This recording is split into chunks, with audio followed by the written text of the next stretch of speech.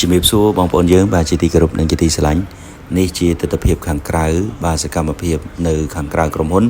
ដែលនៅចំណតគឺថាមានចតរថយន្តក៏ដូចជាម៉ូតូពេញតែម្ដងសម្រាប់ថ្ងៃ30នេះតែសារតែមានដៃគូអាជីវកម្មរបស់ក្រុមហ៊ុន Volten International គាត់អញ្ជើញមកស្វែងយល់អំពីគម្រោងប្រាក់ចំណេញក៏ដូចជាគម្រោងការធ្វើទីផ្សារនៅក្នុង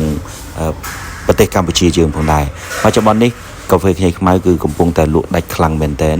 បាទទទួលស្គាល់ពីក្រសួងសុខាភិបាលរបស់កម្ពុជាផងក៏មានការទទួលស្គាល់ពីក្រសួងសុខាភិបាលនៃប្រទេសដែលជាដៃគូ9ប្រទេសនៅក្នុងតំបន់អាស៊ានរួមទាំងឥណ្ឌាផងដែរដូច្នេះសម្រាប់បងប្អូនយើងដែលមានចំណាប់អារម្មណ៍ចង់ចូលរួមធ្វើអាជីវកម្មរបស់ក្រុមហ៊ុន Volten សូមក្រុមជើញបាទរួចរាន់តាមរយៈលេខទូរស័ព្ទយើង097 800 9900 17ឈុតសម្រាប់ promotion ថ្ងៃអាទិត្យនេះគឺមានន័យថាស្អែកនេះយើងបើកឲ្យបានទេហើយដោយសារតែក្រុមហ៊ុនគេសម្រាប់តែអញ្ចឹងហើយបើកថ្ងៃហ្នឹងឲ្យហើយ17ឈុតសម្រាប់ផ្ញើឲ្យបងប្អូនដៃគូទៅតាមខេត្តថ្ងៃមុន15ឈុតទៅភាសាឥឡូវអូ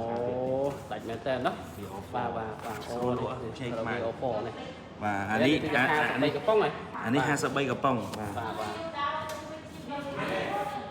10គោនេះ4កេសជាង4កេស4ប្រអប់4កេស4បាទ4កេស4ប្រអប់អូកាហ្វេនេះ7កេសជាងបាទអូសរុបទៅ17ឈុតណា17ឈុតអូល្អមែនតើបងប្អូនបាទអូខេណាដែលត្រូវការចង់ខ្លាយទៅជាដៃគូអាជីវកម្មរបស់ក្រុមហ៊ុន Volten អាចតំណែងមួយលេខទូរស័ព្ទខ្ញុំបាទ099 68 68 12បាទលេខតាមខ្សែបានហើយ Telegram បាទបាយ